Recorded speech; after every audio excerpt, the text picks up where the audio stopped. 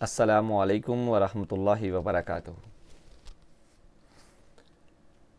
یا ربی لک الحمد کما ینبغی لجلال وجہک وعظیم سلطانک، اللہم صلی علی محمد وعلی آل محمد کما صلیت علی ابراہیم وعلی آل ابراہیم انک حمید مجید، اللہم بارک علی محمد وعلی آل محمد کما بارکت علی ابراہیم وعلی آل ابراہیم انک حمید مجید۔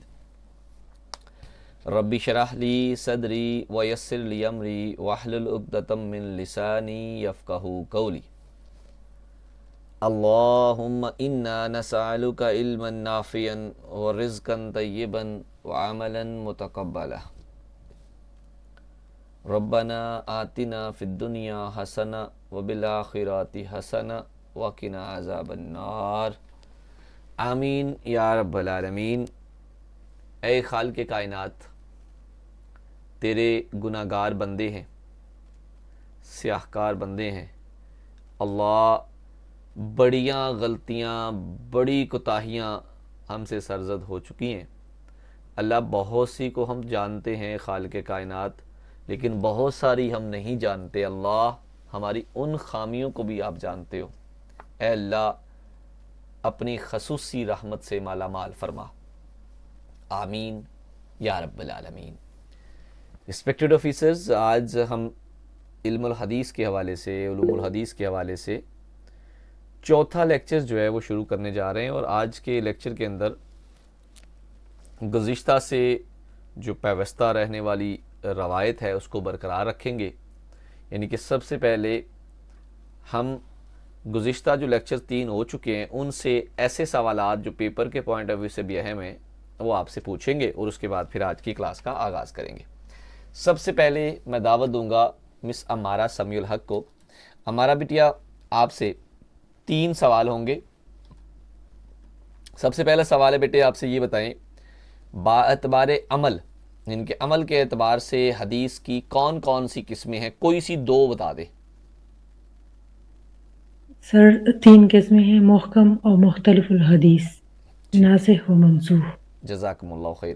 اچھا بیٹے یہ بتائیں کہ محکم اور مختلف، ان میں سے کون سی حدیث جو ہے وہ متعارض احادیث کے بغیر ہوتی ہے؟ سر مختلف الحدیث۔ اگر مختلف الحدیث میں وہ احادیث جو ہے متعارض نہ ہو تو پھر وہ مختلف الحدیث تو نہ کہلائیں گی نا۔ متعارض احادیث سے مراد یہ ہے کہ اسی صحت کے اوپر اس کے بالکل برعکس کوئی حکم آتا ہے، تو ظاہر ہے وہاں پہ آپ کسی قسم کا بھی اعتراض سامنے رکھیں گے نا۔ اچھا یہ بتائیں کہ حدیث مقبول سے کیا مراد ہے؟ وہ خبر جس کے راویوں کی صدق اور ان کے کذب پر غالب ہو اور یہ قابل قبول ہو۔ بالکل ٹھیک ہے جی، جزاکم اللہ خیر۔ اچھا جی، اس کے بعد ہمارے ساتھ ہیں مس شمائلہ عبد الغفار۔ مس شمائلہ، اگلے 3 سوالات کے جواب بیٹے آپ دیں گے۔ پہلا سوال ہے آپ سے، یہ بتائیں صحیح لغیرہ سے کیا مراد ہے؟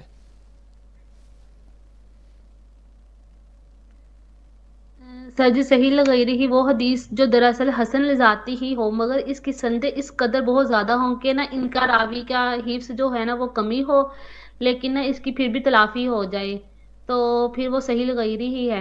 یعنی کہ صحیح لذات ہی کی ایک صفت جو ہے وہ کم ہونے کی وجہ سے یہ حسن لذات ہی بن جاتی ہے، لیکن باہر سے دیگر جو سپورٹ ملتی ہے اس کی وجہ سے یہ صحیح حدیث کے اندر دوبارہ بدلتی ہے، لیکن اس کو پھر صحیح لذات کی بجائے صحیح لغیر کی اصطلاح سے یاد کیا جائے گا۔ صحیح لغیر۔ اچھا بیٹے یہ بتائیں کہ مراتب کے اعتبار سے احادیث کی مختلف جو اقسام ہیں ان کی ترتیب تو سنائیں۔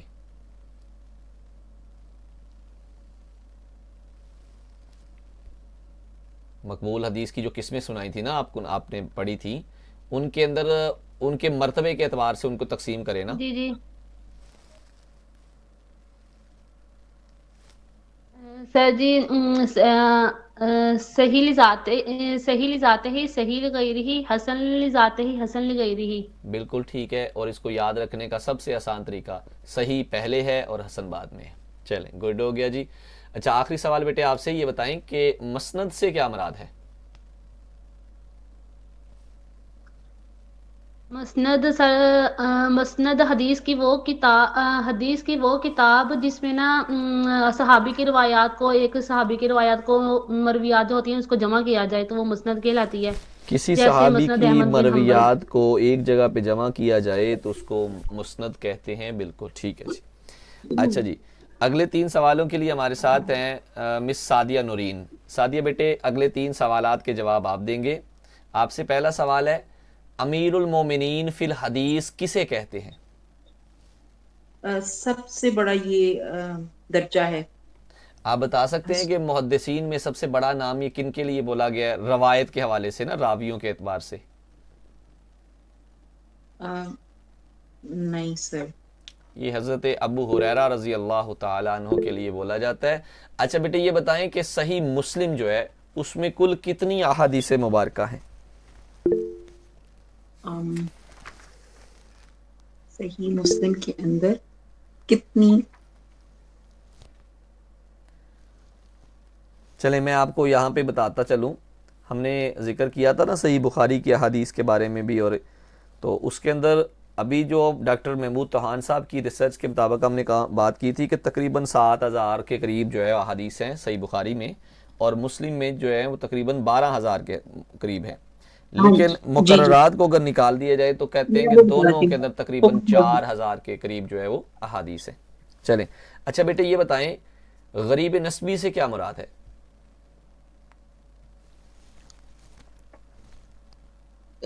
یہ جو نا وہ غریب کی آگے خبر احاد میں غریب اور اس کے بعد غریب نسبی وہ حدیث جس کے آغاز میں نہیں بلکہ درمیان میں غرابت پائی جائے. Good very good. اوکے جی جزاک اللہ جی. اس کے بعد ہمارے ساتھ ہیں محمد نذیر صاحب. جی محمد نذیر اگلے جو سوالات ہیں ان کے جواب آپ دیں گے. پہلا سوال آپ سے یہ ہے اللؤلؤ والمرجان اس کے مؤلف کون ہیں؟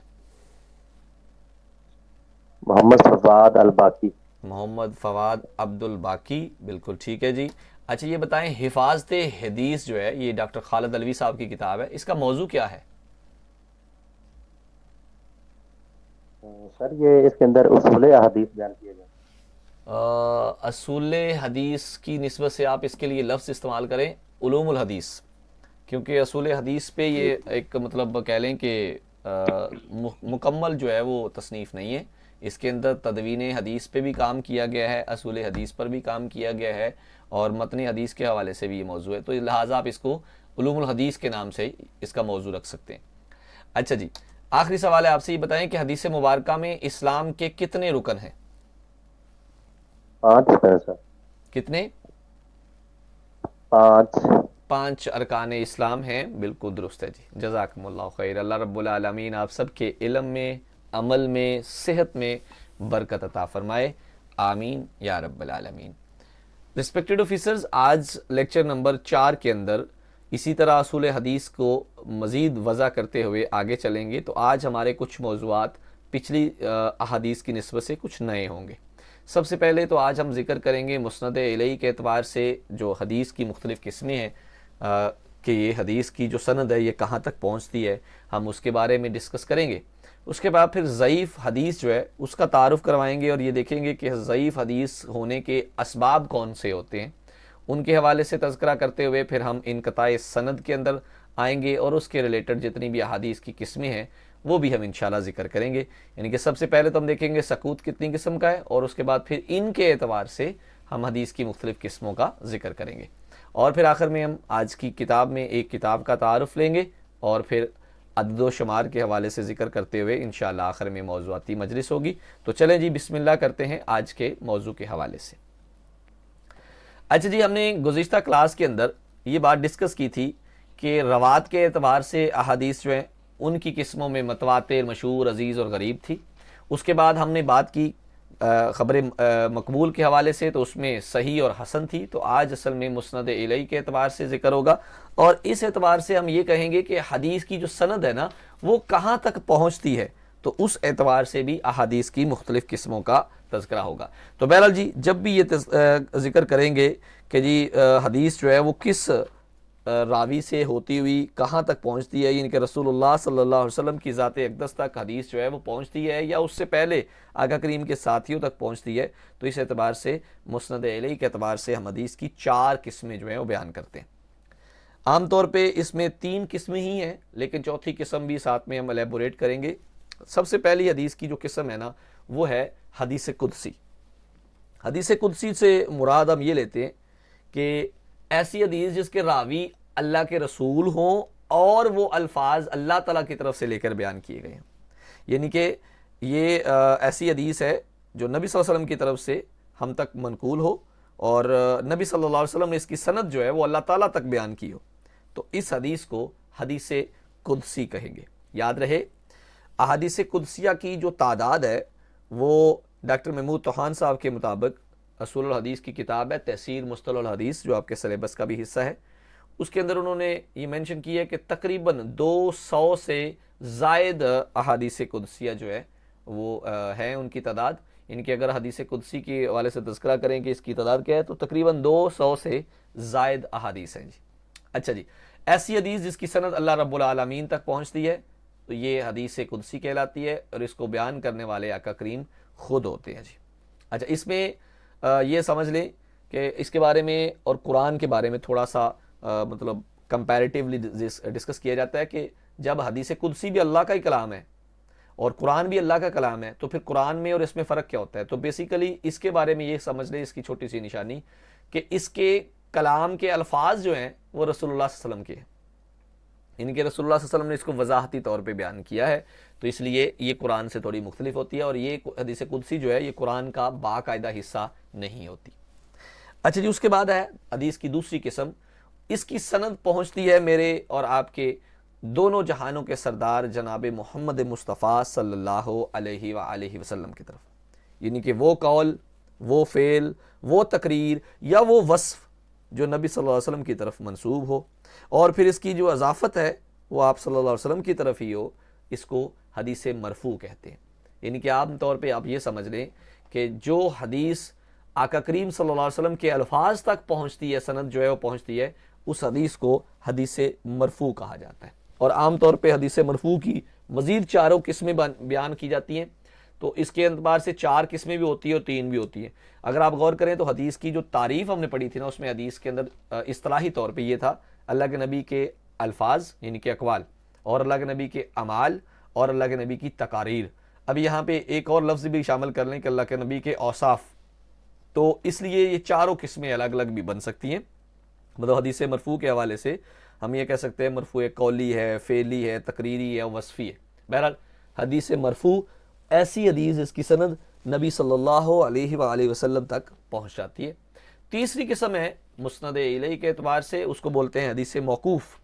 اچھا جی، حدیث موقوف جو ہے یہ اس کی جو سند ہے نا یہ کسی صحابی تک جا کے پہنچتی ہے، یعنی کہ حدیث مرفوع میں عموماً ایسا ہوتا ہے کہ جو متن ہوتا ہے نا وہ رسول اللہ صلی اللہ علیہ وسلم کے الفاظ اور اعمال ہوتے ہیں، جبکہ حدیث موقوف میں صحابہ کرام تک سند پہنچتی ہے اور وہاں پہ جا کے ختم ہو جاتی ہے، جہاں پہ صحابہ کرام جو ہے وہ بیان کر دیتے ہیں کہ اللہ کے نبی نے یہ سنایا تھا، یہ بتایا تھا، تو ایسے اقوال جو ہے ان کو حدیث موقوف کے نام سے یاد رکھا جاتا ہے۔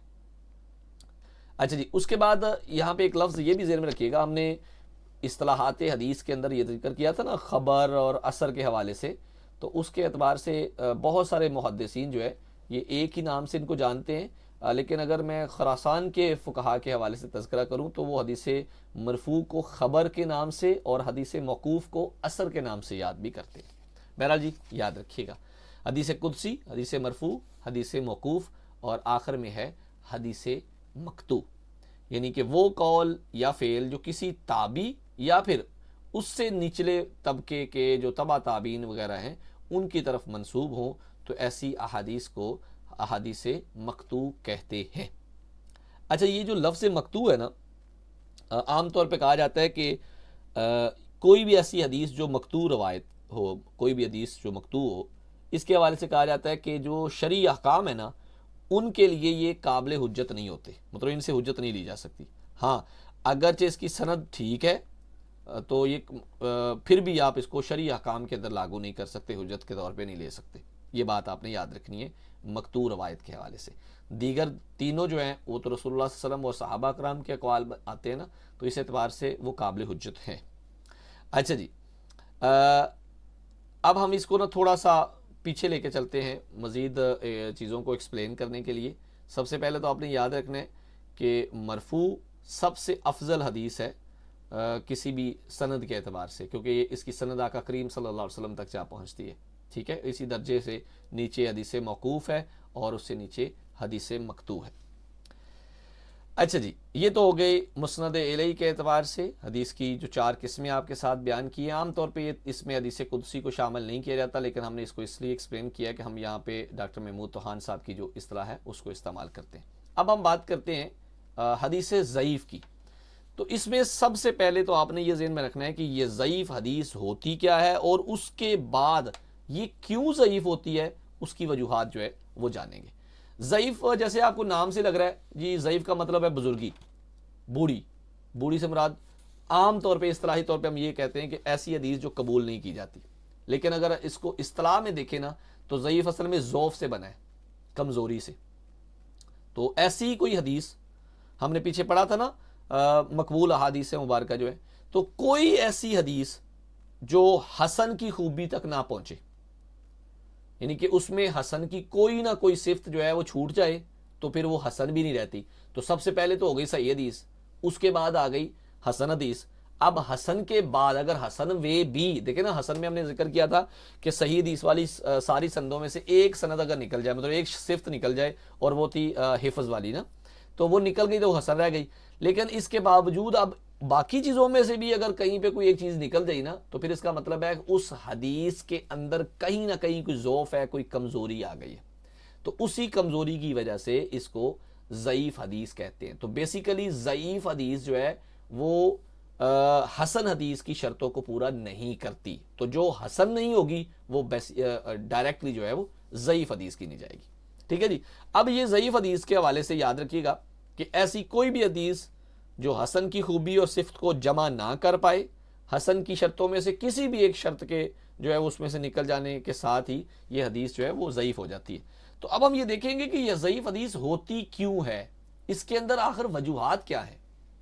تو اس لیے ان میں سب سے جو پہلی وجہ ہوتی ہے وہ ہے انقطاع سند, انقطاع یا سکوت. ٹھیک ہے, انقطاع کا مطلب ہوتا ہے ٹوٹ جانا. ٹھیک ہے, سکوت من الاسناد, سند کے اندر سے انقطاع ہو جانا, ٹوٹ جانا. تو اس سے مراد یہ ہوتی ہے, آپ نے غور کیا, آپ نے شروع میں پڑھا تھا حدیث کے 2 حصے ہیں, سند اور متن. آپ متن کو چھوڑ دیں تو پیچھے سند آ گئی نا. سند کے اندر اگر کہیں پہ کوئی راوی جان بوجھ کے چھوڑ دیا گیا ہو یا غلطی سے چھوٹ گیا ہو, ٹھیک ہے, کوئی بھی کام ہو سکتا ہے, چاہے وہ سند کے شروع والا کوئی راوی ہو, درمیان والا ہو یا آخر والا ہو, تو ایسی صورت میں اس سند کے اندر انقطاع آ جاتا ہے, سند ٹوٹ جاتی ہے. اس سند کے ٹوٹنے کی وجہ سے سند کی جو کریڈیبلٹی ہے وہ کم ہو جاتی ہے. یعنی کہ آپ یہ کہہ لیں کہ سند کی جو اصلاح ہے, سند کی جو صحت ہے وہ کمزور پڑ جاتی ہے, اس میں ایک ضعف پایا جاتا ہے. لہٰذا جس حدیث کے اندر کہیں پہ کوئی انقطاع آئے, اس انقطاع کی وجہ سے وہ حدیث ضعیف حدیث کے زمرے میں آئے گی. اچھا جی, اب یہ جو انقطاع ہوتا ہے, سکوت ہوتا ہے, یہ کتنی قسم کا ہوتا ہے؟ یہ 2 طرح کا ہوتا ہے. ایک ہوتا ہے سکوت ظاہر. اب اس اگر سکوت کے حوالے سے ذکر کریں تو آپ یہ کہہ سکتے ہیں کہ جو عام علماء حدیث ہیں یا ائمہ ہیں وہ بہت جلد جو ہے ایسی چیز کو ڈھونڈ لیتے ہیں, ان کے عام طور پہ پتہ چل جاتا ہے. جیسے کہ فرض کیا 2 جو ہے نا روات کے سلسلے میں 2 نام آتے ہیں جی. ہم کہتے ہیں جی, فرض کیا ایک نام لیتے ہیں ابن خلدون اور ایک نام لیتے ہیں جی ابن قیم. اب اگر کوئی ماہر حدیث ہوگا تو اس کو بڑے آسانی سے پتہ چل جائے گا کہ یہاں پہ لکھا ہوا ہے جی ابن قیم نے ابن خلدون سے روایت کیا ہے. تو اب وہ یہ دیکھیں گے کہ بھئی ابن قیم اور ابن خلدون کے درمیان جو دورانیہ ہے وہ کب کا ہے. مطلب بالفرض میں کہتا ہوں ابن خلدون جو ہیں وہ 11ویں 12ویں صدی کے آتے ہیں, اور یہ جو علامہ ابن حزم ہے یا علامہ ابن قیم ہے یا کوئی بھی ہو, وہ جناب 7ویں 8ویں 9ویں صدی میں آتے ہیں. تو پھر ڈیفینیٹلی فرق تو پڑے گا نا, کہ ایسا کیسے ہو سکتا ہے کہ 200 سال 300 سال بعد آنے والے بندے نے 200 سال پہلے آنے والے بندے سے سن لیا ہو. تو ایسے تمام قسم کے جو سکوت ہیں وہ ظاہری طور پہ یا فوراً پتہ چل جاتے ہیں. تو ایسے جو انقطاع ہیں ان کو سقوط ظاہری، انقطاع ظاہری کے اعتبار سے جانا جاتا ہے جی. اب دوسرا جو سقوط ہے نا اس کو بولتے ہیں سقوط خفی. یہ ہوتا ہے اس میں بھی سقوط ہی ہے، لیکن یہ سقوط تھوڑا سا مطلب کہہ لیں کہ اس کے لیے کیا لفظ استعمال کریں، تھوڑا ٹیکنیکل سا ہوتا ہے کہ عام بندہ جو ہے وہ نہیں سمجھ پاتا، نہیں پتا چلتا کیسے. بالفرض جن دو راویوں کا ذکر کیا گیا نا وہ دونوں ایک ہی زمانے کے ہیں، ان دونوں کی آپس میں ملاقات بھی ہوئی ہے، ٹھیک ہے، لیکن اس کے باوجود بھی وہ درمیان میں کہیں نہ کوئی ایسا معاملہ ہے جس کی وجہ سے ان کی حدیث کے اندر دوبارہ انقطاع آئے گا. یہ ابھی آگے جائیں گے تو ہم اس کو ایکسپلین کریں. ابھی فی الحال یہ یاد رکھیں انقطاع یا سقوط دو طرح کا ہوتا ہے، ایک ظاہری اور ایک خفی. ظاہری سے مراد یہ ہے کہ اس کے اندر عام ایک قاری کو یا محدث کو بھی پتہ چل جاتا ہے کہ یہ اس کے اندر سقوط جو ہے وہ اس طرح کا ہے، یہ سقط آیا ہے اس کے اندر.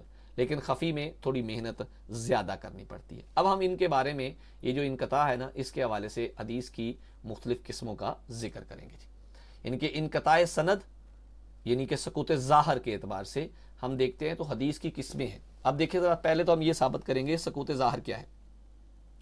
سقوط ظاہر سے مراد یہ ہے کہ ایک ایسا سقوط سند کے اندر ایسا سلسلہ ٹوٹ جانا جس میں سے کوئی راوی چھوٹ گیا ہے، یا کوئی راوی خود سے شامل کر لیا گیا ہے، یا یہ کام جان بوجھ کے کیا ہے، یا مطلب غیر ارادی طور پہ ہوا ہے، کچھ بھی سلسلہ ہو سکتا ہے. بہرحال انقطاع سند ہے اور یہ انقطاع جو ہے وہ ظاہری ہے. تو اس اعتبار سے حدیث کی 4 مختلف قسمیں ہیں. پہلی ہے حدیث معلق، ٹھیک ہے جی. حدیث معلق کا مطلب ہوتا ہے لٹکنا.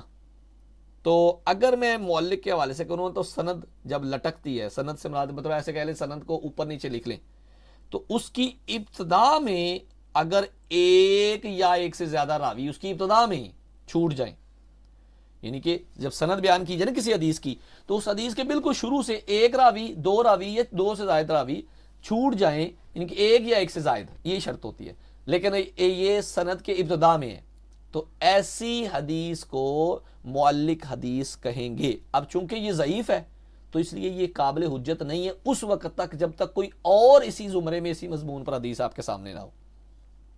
ٹھیک ہے جی. اچھا جی، اس کے بعد دوسری حدیث ہے، اس حدیث کا نام ہے، اس کو بولتے ہیں مرسل. اب یہ مرسل کیا ہے؟ دیکھیں تابعی اور نبی صلی اللہ علیہ وسلم کے درمیان ایک واسطہ ہوتا ہے، وہ ہوتا ہے صحابی کا. تو ایک ایسی سند والی حدیث جس کے اندر تابعی ڈائریکٹ کہہ دے کہ نبی صلی اللہ علیہ وسلم نے یہ فرمایا اور درمیان میں سے صحابی کا نام نکل گیا، ایسی سند کا انقطاع عام طور پہ پتہ چل جاتا ہے کہ تابعی رسول اللہ صلی اللہ علیہ وسلم ملا نہیں ہے تو کیسے رسول اللہ صلی اللہ علیہ وسلم سے بات ڈائریکٹ کر دی ہے. تو ایسی حدیث میں جو صحابی ہے نا اس کا ذکر نہیں کیا جاتا، یعنی کہ یہ انقطاع جو ہے وہ تابعی کے بعد شروع ہو جاتا ہے، یعنی کہ صحابی کا نام مسنگ ہو جاتا ہے. تو ایسی حدیث بھی منقطع حدیث کہلاتی ہے. انقطاع سند کے حوالے سے اس کو مرسل کہیں گے. معلق میں ابتدائے سند میں راوی چھوٹ گیا، مرسل میں آخر میں راوی چھوٹ گیا کیونکہ اس کے بعد تو نبی صلی اللہ علیہ وسلم ہے نا صحابی کے بعد. اچھا جی، اسی طرح تیسری جو قسم ہے انقطاع سند کے اعتبار سے اس کو ہم بولتے ہیں معدل. اب یہ جو معدل حدیث ہے اس کے اندر یہ ہوتا ہے کہ سند کے اندر مطلب کہہ لیں کہ درمیان سے کہہ لیں یا شروع سے، مطلب شروع سے نہیں ہے آخر سے نہیں ہے تو درمیان ہی آئے گا نا. تو اس میں 2 یا 2 سے زائد راوی حذف کر دیے جائیں، غائب کر دیے جائیں، ساکت ہوں وہاں سے، تو ایسی حدیث کو معدل حدیث کہیں گے. آخری حدیث ہے انقطاع سند کے اعتبار سے اور اس کو بولتے ہیں منقطع. تو یاد رکھیں منقطع کی ایک ہی دلیل سمجھ لیں کہ جو مرسل، معلق اور معدل کے علاوہ کوئی انقطاع ہوتا ہے نا سند کے اندر تو ایسی حدیث جو ہے اس کو حدیث منقطع کہتے ہیں.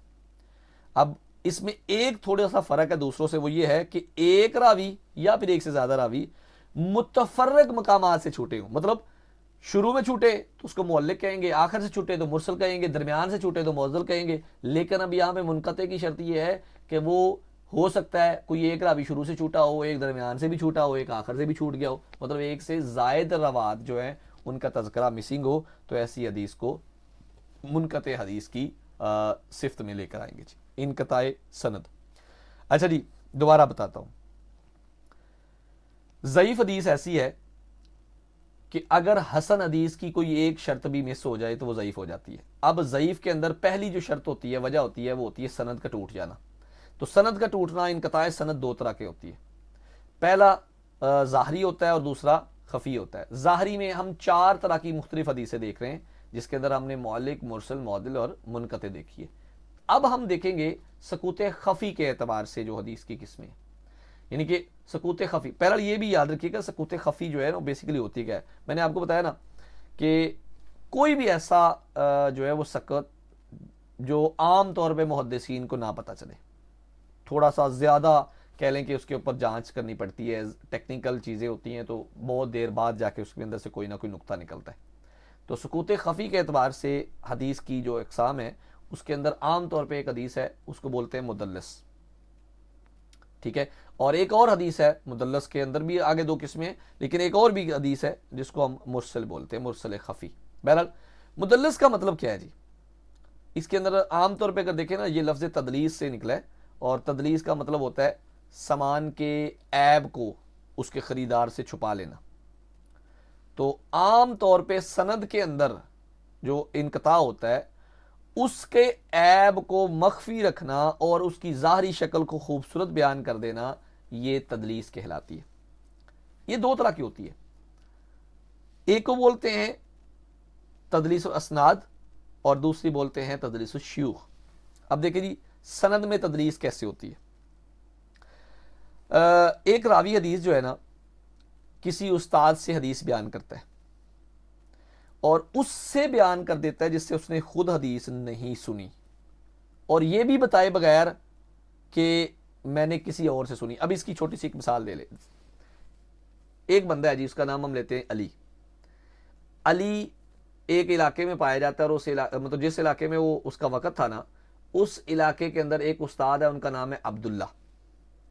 وہ عام طور پہ عبداللہ سے روایات سنتے ہیں، سب کو پتہ ہے کہ یہ علی جو ہے عبداللہ سے حدیث سنتے ہیں اور ان سے روایت کرتے ہیں. ایک اور استاد ہیں، ایک اور جو ہے نا شیخ ہیں، ان کا نام ہم فرض کیا کر لیتے ہیں جی عبد الرحمن. اب دونوں ہم اثر ہیں. اب یہ جو علی ہیں انہوں نے حدیث سنی عبداللہ سے اور بیان کر دی ان سے عبد الرحمن سے. تو عام طور پہ تو اس کا نقص نہیں پتہ چلے گا نا، یہ سقط نہیں پتہ چلے گا. کیسے بھئی؟ وہ اس طرح کہ سنی کسی اور سے ہے، اب روایت میں نام کسی اور کا بیان کر رہے ہیں. اب غور کیا جائے تو دیکھنے والا تو دیکھے گا جی انہوں نے تو دونوں سے سنی ہوئی ہے اور دونوں سے روایت کرتے ہیں، لیکن یہ اندر کی صورت میں انہوں نے خود چھپائے بغیر، یہ بتائے بغیر کہ میں نے عبداللہ سے سنی ہے، عبد الرحمن کے نام پہ یہ سند جو ہے نا وہ بیان کر دیتے ہیں. تو ایسی حدیث کے حوالے سے جو تدلیس ہوتی ہے، جو مدلس ہوتی ہے، اس کو تدلیس اسناد کہتے ہیں. اچھا بعض اوقات یہ شیوخ کے اعتبار سے بھی ہوتی ہے، یعنی کہ اپنے شیخ سے حدیث تو بیان کر دیتا ہے، ٹھیک ہے، جو انہوں نے سنی ہے، لیکن وہ ان کا اپنا نام لینے کی بجائے کوئی ایسا غیر معروف نام استعمال کر لیتے ہیں، جیسے ان کی کنیت استعمال کر لیتے ہیں، ان کا کوئی لقب استعمال کر لیتے ہیں، کوئی وصف استعمال کر لیتے ہیں جو عام طور پہ معروف نہیں ہوتا، تو تاکہ شیخ پہچانے نہ جا سکے. تو اس صورت میں یہ تدلیس من الشیوخ ہوتی ہے. مدلس حدیث اصل میں ایسی حدیث کو کہتے ہیں جس کے اندر سند کے عیب کو مخفی رکھا گیا اور اس کو ظاہری اس کی شکل و صورت کو بہتر بنایا گیا ہو. اور دوسری حدیث اس میں ہوتی ہے، اس کو بولتے ہیں مرسل خفی. مرسل خفی سے مراد عام طور پہ ایسے کہہ لیں، اس میں مرسل کا اگر خالی خیال کریں تو اس کا تو مطلب ہے نا اس کے اندر صحابی کی روایت جو ہے وہ مطلب سند وہ مکمل کر دی جائے، ختم کر دی جائے. لیکن یہاں پہ اب یہ ہے کہ راوی اس سے حدیث بیان کرتا ہے جس سے اس کی ملاقات ہو یا پھر وہ اس کا ہم اثر بھی ہو، لیکن جو حدیث وہ بیان کر رہا ہے نا وہ ان سے نہ سنی ہو. جیسے ابھی میں نے عبداللہ اور عبد الرحمن کے حوالے سے تذکرہ کیا، ٹھیک ہے. الفاظ ایسے بولتا ہے جس میں یہ نہ پتہ چلے کہ انہوں نے سماع کیا ہے یا غیر سماع کا احتمال ہے، کوئی ایسا نہیں پتہ چلتا ان کے الفاظ سے، تو ایسی حدیث کو مرسل خفی کہتے ہیں. اچھا اس کی جو ڈیٹیل ہے اس کو آپ لوگ علامہ ڈاکٹر محمود توحان صاحب کی کتاب تحصیل المصطلح الحدیث میں بھی آپ ذکر کر سکتے ہیں. میں نے اس کو صرف اس لحاظ سے تیار کیا کہ آپ لوگ پریزنٹیشن کے اندر پی پی ایس سی کے ریلیونٹ جو سوالات ہیں ان کو پک کر سکیں. تو اس اعتبار سے اس کی مزید اگر آپ تفصیل چاہ رہے ہیں تو حفاظت حدیث میں یا پھر تحصیل مصطلح الحدیث کے اندر آپ اس کو ذکر کر سکتے ہیں. یہ تھا جی آج کی احادیث کے حوالے سے اقسام. آخر میں 2 قسمیں ہم مزید بیان کریں گے. ایک تو معینن حدیث مانی جاتی ہے اور دوسری ہم اس کے اندر جو ہے وہ بلکہ اس کو ہم بیان کریں گے کیا کہتے ہیں اس کو، ضعیف حدیث کے اسباب کے حوالے سے وہاں پہ ذکر کریں گے. تو معنن حدیث کے حوالے سے یاد رکھیے گا جی، یہ عام طور پہ ایک ایسی حدیث مانی جاتی ہے جس کے اندر ان کا جو صیغہ ہے، مطلب فلاں ان فلاں نام آتا ہے نا، راوی سے فلاں سے راوی سے بیان کیا، تو ایسے الفاظ استعمال ہوں تو یہ ان کو معنن احادیث کے زمرے میں لیا جاتا ہے جی. اس کی مزید تفصیل میں نے خود بھی نہیں دیکھی، تو اس لیے اس کو آپ الیبوریٹ کر سکتے ہیں. اب ہم اگلے سیشن میں جاتے ہیں، اور جہاں پہ آج کے سیشن میں ہمارے پاس ایک کتاب ہے، اور کتاب چونکہ موضوع بھی علوم الحدیث ہے تو اس لیے علوم الحدیث کے مطابق کتاب ہے جو آج ہمارے زیر مطالعہ بھی ہے. اس کو بولتے ہیں تحصیر مصطلح الحدیث، یعنی کہ ڈاکٹر محمود توحان صاحب کی کتاب ہے. عربی کے اندر انہوں نے یہ کتاب لکھی ہے، اور اس کے اندر اصول الحدیث کے اوپر کام کیا گیا. یاد ہو آپ کو میں نے یہ شروع میں ذکر کیا تھا کہ مصطلح حدیث یا مصطلح علم، جو علم المصطلح حدیث ہے، یہ ایسا علم ہے جس کے اندر ہم یہ سمجھنے کی کوشش کرتے ہیں کہ جو ہمارے سامنے حدیث موجود ہے یہ قابل قبول ہے یا نہیں ہے. تو ایسے علم کو مصطلح الحدیث کہتے ہیں، اور اسی کے اوپر کتاب ہے تحصیر مصطلح الحدیث، اور یہ علامہ ڈاکٹر محمود توحان صاحب کی ہے. انہوں نے اس کے اندر حدیث کے مختلف جو انواع ہیں، جیسے ہم نے متواتر حدیث کا ذکر کیا، جیسے ہم نے مشہور حدیث کا، صحیح کا، حسن کا، ضعیف حدیث کا، تو اس کے اندر ان کے بارے میں تفصیلی گفتگو کی گئی ہے. اللہ رب العالمین ان کی اس کاوش کو بھی قبول فرمائے اور ہم سب کے اوپر بھی اپنی رحمت فرمائے. آخر میں حدیث کے حوالے سے مختلف اعداد و شمار ہیں، وہ بیان کیے جائیں گے. ان میں آج سب سے پہلا نقطہ ہے حضرت امیر معاویہ اور حضرت عمر بن عاص رضی اللہ تعالی عنہما.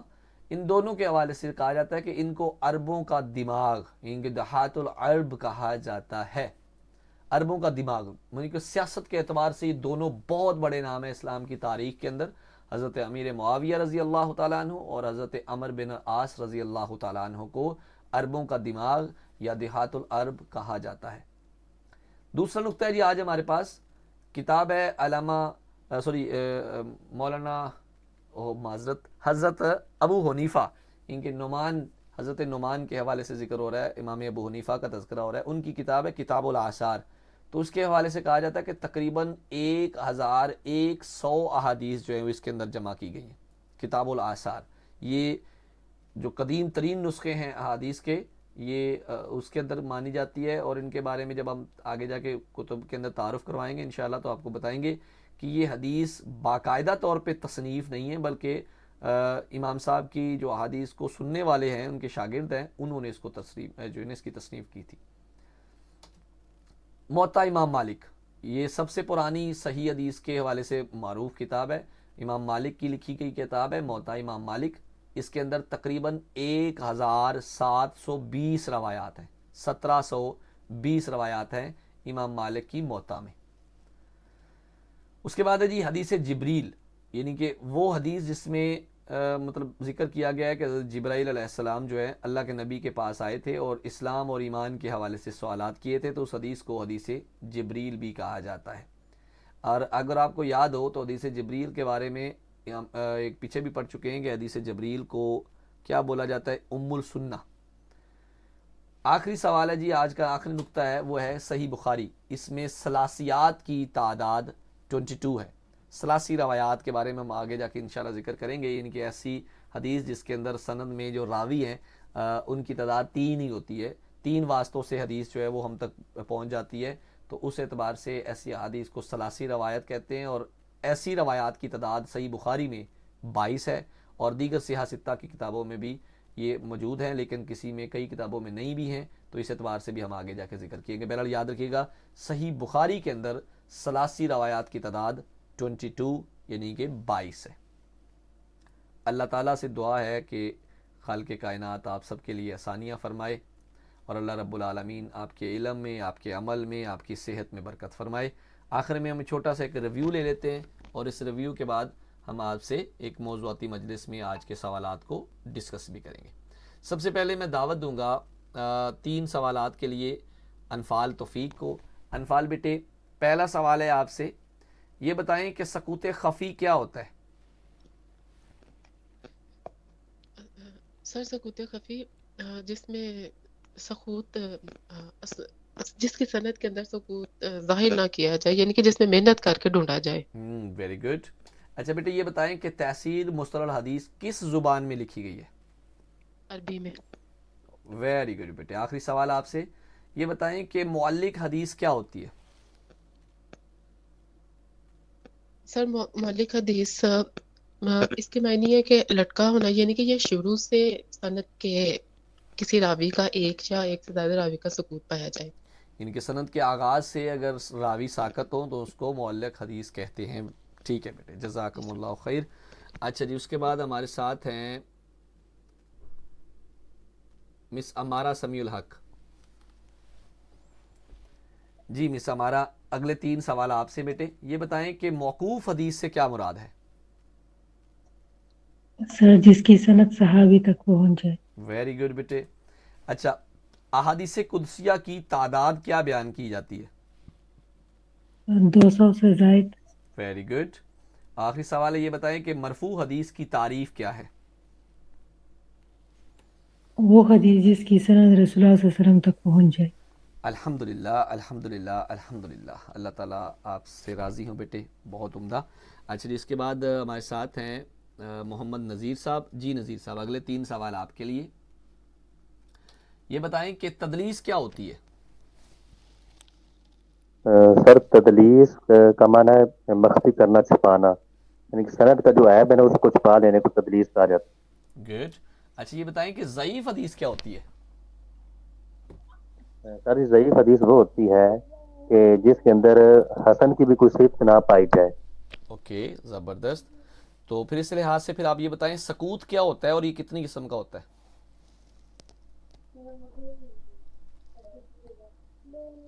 سوری سر کیا پوچھا؟ سکوت، انقطاع کیا ہوتا ہے اور یہ کتنی طرح کا ہوتا ہے؟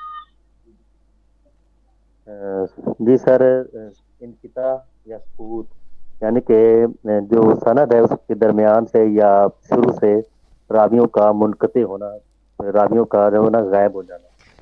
سقوط 2 طرح کا ہوتا ہے، سقوط ظاہری اور سقوط خفی. ماشاء اللہ جی، جزاک اللہ جی. اچھا جی، آخر میں ہم دعوت دیتے ہیں مس شمائلہ عبد الغفار کو. جی شمائلہ بیٹے، آخری سوالات آپ سے ہیں.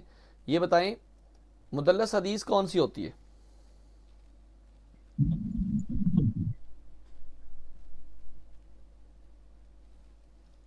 جی شمائلہ، مدلس حدیث کیا ہوتی ہے بیٹے؟ سر جی، دلت حدیث یہ کہ جس میں نا خریدار کے سامان کے عیب کو چھپانے کے لیے جو ہوتی ہے. نہیں نہیں بیٹے، آپ جو بتا رہے ہیں وہ ان کے لفظی معنی ہیں. اب یہاں پہ آپ نے اصطلاحی معنی بتانے ہیں نا. سر اس میں نا جو عیب ہوتا ہے وہ عیب کو چھپا دیا جاتا ہے، وہ ظاہر نہیں کیا جاتا. عیب کی جگہ نا کوئی خوبی وغیرہ بیان کی جاتی ہے. یعنی کہ سند کے عیب کو چھپانا، یہ بیسیکلی مدلس کہلاتی ہے، مدلس حدیث کہلاتی ہے، جس کے اندر سند کے عیب کو چھپا کر اس کو خوبصورت کر کے پیش کیا گیا ہو. اچھا بیٹے، یہ بتائیں کہ معنن حدیث کون سی ہوتی ہے؟ صرف آپ نے وہ جملہ بتانا ہے جو اس میں استعمال ہوتا ہے. سر ان فلاں سے. جی بالکل، فلاں ان فلاں. یہ جب راوی ذکر کرتا ہے تو جس حدیث میں اس کا تذکرہ آتا ہے اس کو معنن حدیث کہتے ہیں. اچھا آخری سوال بیٹے آپ سے یہ بتائیں کہ سکوت ظاہر کے اعتبار سے حدیث کی کتنی اقسام ہیں؟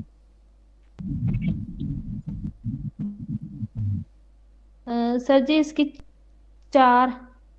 ویری گڈ جی. معلق، مرسل، معدل اور منقطع. جزاکم اللہ خیرہ. اللہ تعالیٰ آپ سب کے علم میں، عمل میں برکت فرمائے. آمین یا رب العالمین. اب ہم آخر میں چلتے ہیں آج کی موضوعاتی مجلس میں.